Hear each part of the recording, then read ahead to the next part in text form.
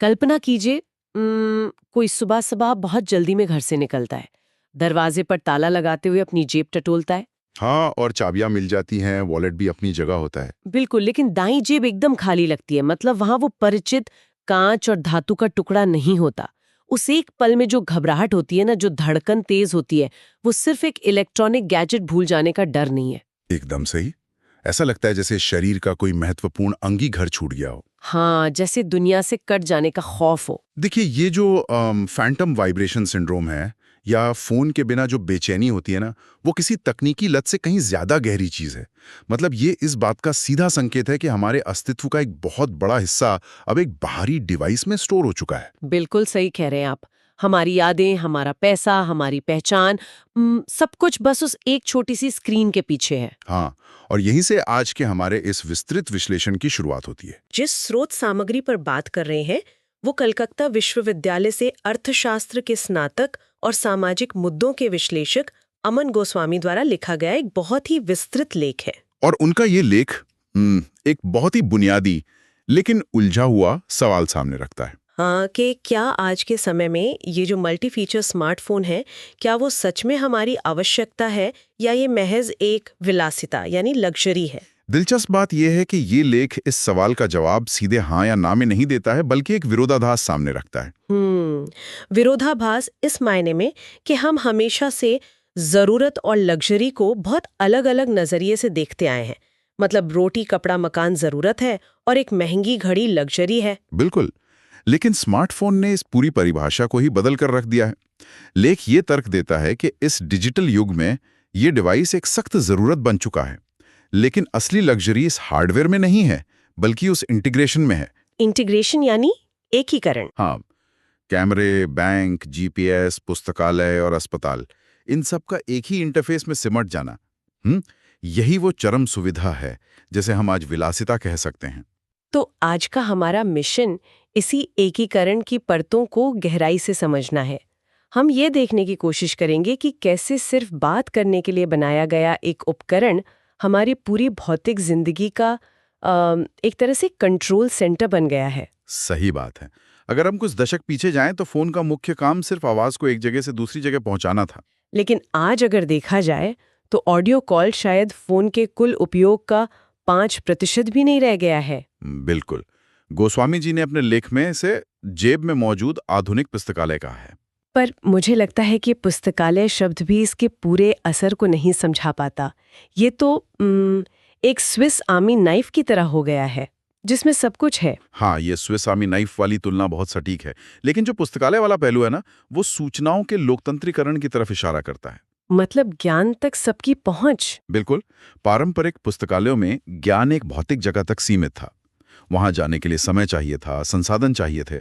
और आज दुनिया भर के रिसर्च पेपर हो, हार्वर्ड के वीडियो लेक्चर हो या रियल टाइम ग्लोबल न्यूज़ हो, ये सब कुछ हर उस व्यक्ति के हाथ में है जिसके पास एक स्मार्टफोन है। हाँ, लेकिन बात सिर्फ सूचनाओं को पढ़ने या देखने तक सीमित नहीं है। असली बदलाव तो संचार के तरीके में आया है। देखिए, वीडियो कॉन्फ्रेंसिंग और ईमेल ने भौगोलिक दूरियों को पूरी तरह खत्म कर दिया है। ये सच है कि सूचनाओं की पहुंच आसान हुई है, लेकिन लेख जिस सबसे बड़े आर्थिक बदलाव की बात करता है वो सबसे ज्यादा हैरान करने वाला है। आप उस ट्रांजिशन की बात कर रही हैं जो कैशलेस इकोनॉमी की तरफ हुआ है। बिल्कुल। हम एक नकद प्रधान अर्थव्यवस्था से लगभग रातों रात एक कैशलेस डिजिटल इकोनॉमी में बदल गए हैं। और ये बदलाव सिर्फ इसलिए नहीं हुआ कि ये आजकल का ट्रेंड है। इसके पीछे एक बहुत ही गहरा अर्थशास्त्र काम कर रहा है। एकदम सही। अगर हम यूपीआई, ई वॉलेट और मोबाइल बैंकिंग के असर को आर्थिक नजरिए से समझें तो ये वेलोसिटी ऑफ मनी को बहुत बढ़ा देता है। वेलोसिटी ऑफ मनी मतलब धन के प्रवाह की गति। हाँ, जब हम नकद में लेन देन करते हैं तो उसमें एक तरह का घर्षण होता है जिसे हम फ्रिक्शन कह सकते हैं। छुट्टे पैसों की तलाश करना, बैंक जाकर पैसे निकालने में लगने वाला समय या फिर किसी दूर बैठे व्यक्ति को पैसे भेजने की उलझन, स्मार्टफोन ने इस आर्थिक घर्षण को लगभग शून्य कर दिया है। बिल्कुल। यानी सड़क किनारे सब्जी बेचने वाले से लेकर एक बड़े कॉर्पोरेट तक पैसा बिना किसी भौतिक रुकावट के माइक्रो सेकंड्स में ट्रांसफर हो रहा है। तो अर्थव्यवस्था अपने आप तेजी से घूमेगी। ये सिर्फ हमारी सुविधा नहीं है, ये एक पूरा का पूरा नया आर्थिक ढांचा बन गया है। घर बैठे ग्रोसरी मंगाना या ई-कॉमर्स पर हमारी इतनी निर्भरता, ये सब इसी डिजिटल बदलाव का हिस्सा है। और मजे की बात यह है कि इसी ने हमारा उपभोक्ता व्यवहार पूरी तरह बदल दिया है। वो कैसे? देखिए, अब हम चीजों को भौतिक रूप में रखने के बजाय उनके एक्सेस को ज्यादा अहमियत देते हैं। हमें सीडी या डीवीडी खरीदने की जरूरत नहीं पड़ती, हम बस स्ट्रीमिंग सेवाओं के जरिए संगीत और फिल्मों तक पहुंच खरीद लेते हैं। हाँ, ये सब उसी एक डिवाइस के जरिए मुमकिन हो रहा है जो डिजिटल दुनिया का पासपोर्ट बन गया है। लेकिन यहाँ मैं एक सवाल उठाना चाहूंगी। जी बिल्कुल, पूछिए। ये सब सुनकर ऐसा लगता है कि हम एक बहुत ही आदर्श दुनिया में जी रहे हैं। लेकिन अगर हम दैनिक जीवन की उपयोगिताओं को देखें, जैसे कैब बुक करना या फ्लाइट की टिकट लेना, क्या हमने इन चीज़ों को सिर्फ इसलिए आसान नहीं बना लिया क्योंकि हम मानसिक रूप से आलसी हो गए? ये बहुत ही लाजमी सवाल है। मतलब पहले लोग नक्शे पढ़ते थे, ट्रैवल एजेंट से बात करते थे, पूरी योजना बनाते थे, घंटों इंतजार करते थे कैब के लिए। तो क्या ये जो दक्षता है, ये हमारी आत्मनिर्भरता को खत्म नहीं कर रही है? लेख इस बात को कैसे समझाता है? देखिए, इस सवाल का जवाब अर्थशास्त्र के एक सिद्धांत में छिपा है, जिसे इंफॉर्मेशन एसिमेट्री या सूचना की विषमता कहते हैं। अच्छा, थोड़ा आसान भाषा में समझाएं। बिल्कुल। पुराने दौर में क्या होता था कि एक ट्रैवल एजेंट के पास उपभोक्ता से ज्यादा जानकारी होती थी। वे इसी बात का फायदा उठाकर भारी कमीशन वसूलते थे। हाँ, क्योंकि आम इंसान को पता ही नहीं होता था कि फ्लाइट की असली कीमत क्या है या और कौन से विकल्प मौजूद हैं। एकदम सही। स्मार्टफोन ने इस सूचना विषमता को जड़ से खत्म कर दिया है। ये बहुत ही अहम बिंदु है। यानी अब बाजार की पूरी जानकारी सीधे एक आम इंसान की स्क्रीन पर है। ठीक कहा आपने। जब कोई व्यक्ति नेविगेशन ऐप का उपयोग कर रहा होता है, तो वो सिर्फ रास्ता नहीं देख रहा है, वो रियल टाइम ट्रैफिक, शॉर्टकट और अनुमानित समय का एक बहुत बड़ा डेटाबेस एक्सेस कर रहा होता है। तो ये आलस नहीं है, बल्कि ये समय जैसे कि कीमती संसाधन का सबसे सही उपयोग है। बिल्कुल। इसी तरह कैब एग्रीगेटर ऐप्स ने पूरी व्यवस्था को पारदर्शी बना दिया है। आपको पता होता है कि ड्राइवर कहाँ है, किराया कितना होगा और रास्ता कौन सा है। इसने एक पूरी अनौपचारिक इंडस्ट्री को एक व्यवस्थित ढांचे में बदल दिया है। और अगर हम स्वास्थ्य और सुरक्षा की बात करें, तो लेख के कुछ हिस्से और भी ज्यादा प्रासंगिक लगते हैं। हाँ, विशेषकर जब हम महिलाओं की सुरक्षा या आपातकालीन स्थितियों की बात करते हैं। बिल्कुल। जब डिवाइस में एयर क्वालिटी इंडेक्स यानी AQI सेंसर, मौसम का सटीक पूर्वानुमान और लाइव लोकेशन शेयरिंग जैसे फीचर्स जुड़ते हैं, तो यह महज एक कमर्शियल टूल नहीं रहता। हाँ, ये एक सर्वाइवल टूल बन जाता है। SOS फीचर्स का जो प्रभाव है, उसे हम बस आंक नहीं सकते। एक बटन दबाते ही आपकी सटीक GPS लोकेशन पुलिस और आपके परिवार तक पहुंच जाती है। और स्वास्थ्य के मामले में भी इनबिल्ट फिटनेस ऐप्स जो हमारे कदमों को, हार्ट रेट को और नींद को ट्रैक करते हैं, उन्होंने हमारा मेडिकल अप्रोच ही बदल दिया है। बिल्कुल। पहले हम तब डॉक्टर के पास जाते थे जब हम बीमार होते थे, मतलब वो एक रिएक्टिव अप्रोच था। और अब ये प्रोएक्टिव हो गया है। फोन लगातार आपके शरीर की निगरानी कर रहा है।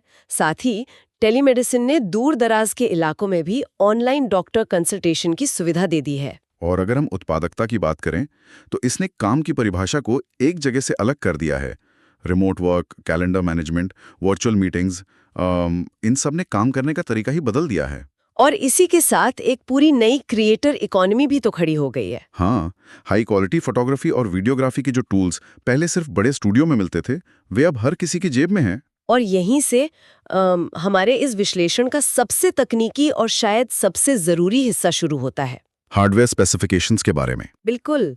जब हम कहते हैं कि एक फोन बैकग्राउंड में हमारा हेल्थ डेटा ट्रैक कर रहा है, उसी समय वो हाई क्वालिटी वीडियो रिकॉर्ड कर रहा है और शायद कोई नेविगेशन ऐप भी चल रहा है, तो बिना अटके इन सारे कामों को करने के लिए इसके अंदर का इंजन बहुत शक्तिशाली होना चाहिए। एकदम सही। तो लेख में अगर कोई नया फोन ले रहा है, तो उसके लिए न्यूनतम तकनीकी मापदंड क्या बताए गए हैं? मतलब ऑक्टा कोर प्रोसेसर या कम से कम 6 GB रैम का जो जिक्र है, ये हार्डवेयर काम कैसे करता है? इसे समझने के लिए ना हमें ऑपरेटिंग सिस्टम के काम करने की तरीके को देखना होगा। लोग अक्सर सोचते हैं कि रैम का काम सिर्फ ऐप को खोलना है। तो असली काम क्या है? असल में आधुनिक स्मार्टफोन ऐप्स को पूरी तरह बंद करने के बजाय उन्हें मेमोरी में सस्पेंड करके रखते हैं। अच्छा। ताकि जब हम वापस उस ऐप पर जाएं तो वहीं से शुरू हो जहां हमने छोड़ा था। बिल्कुल। तो अगर लेख में 6 GB रैम और 128 GB स्टोरेज की सिफारिश की गई है, तो उसका सीधा सा मतलब है कि ऑपरेटिंग सिस्टम को खुद को सुचारू रखने और बैकग्राउंड में डेटा को बिना लैग के संभालने के लिए इतनी जगह चाहिए ही चाहिए। अगर रैम कम होगी तो फोन बार बार ऐप्स को रीस्टार्ट करेगा, जिससे वो हैंग होने लगेगा। हाँ, और यहीं पर ऑक्टा कोर प्रोसेसर का रोल आता है।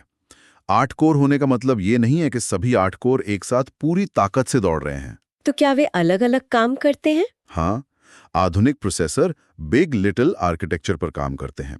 मतलब कुछ कोर बहुत शक्तिशाली होते हैं जो भारी काम करते हैं। जैसे मल्टीटास्किंग या ऐप्स का तेजी से खुलना। बिल्कुल। और बाकी के कोर कम ऊर्जा वाले होते हैं जो बैकग्राउंड के हल्के काम संभालते हैं।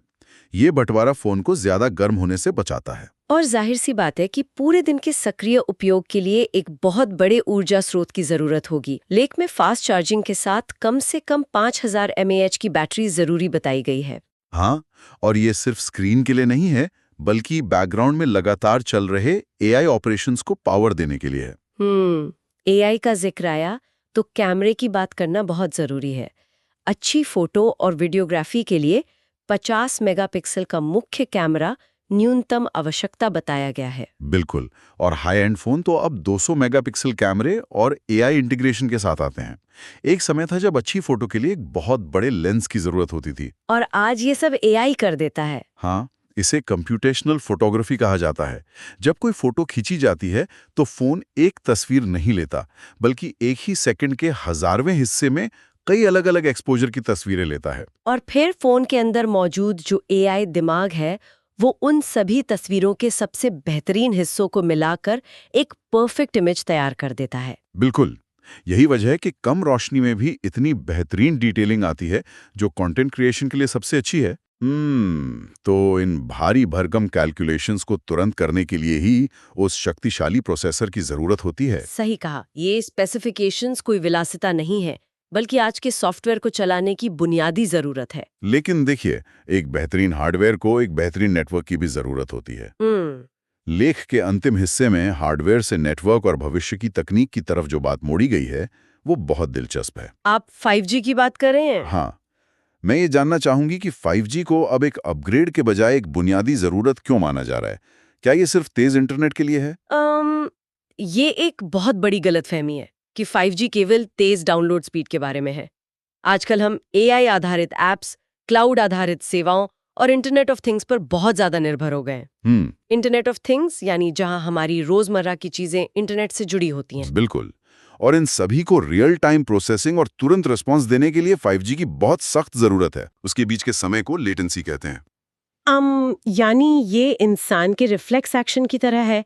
जैसे अगर गलती से किसी गर्म बर्तन पर हाथ लग जाए तो दिमाग सोचने में समय नहीं लगाता, हाथ तुरंत पीछे हट जाता है। क्या बेहतरीन उदाहरण दिया है आपने। और इसी रिफ्लेक्स एक्शन को तकनीकी दुनिया में एज कंप्यूटिंग के जरिए हासिल किया जाता है। Edge computing?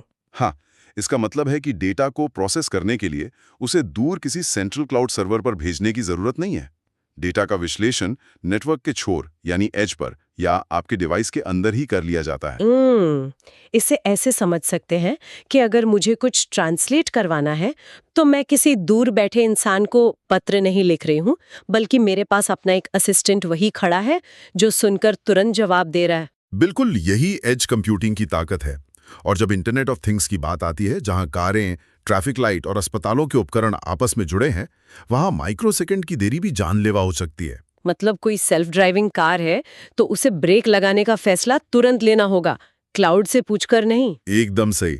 वहीं पर 5G की अल्ट्रा लो लेटेंसी काम आती है। तो पूरी चर्चा को अगर हम समेटें तो ये बिल्कुल साफ हो जाता है कि स्मार्टफोन सिर्फ बात करने के उपकरण से बहुत आगे निकल चुका है। हाँ, ये हमारी वित्तीय, शारीरिक और पेशेवर जिंदगी का कंट्रोल सेंटर बन गया है। बिल्कुल, और इसी वजह से इसे चलाने के लिए अब हाई एंड स्पेसिफिकेशंस और 5G नेटवर्क की सख्त जरूरत है। इसमें कोई शक नहीं है। लेकिन इस पूरी चर्चा को समाप्त करते हुए मैं सुनने वालों के लिए गहरा विचार छोड़ना चाहता हूँ।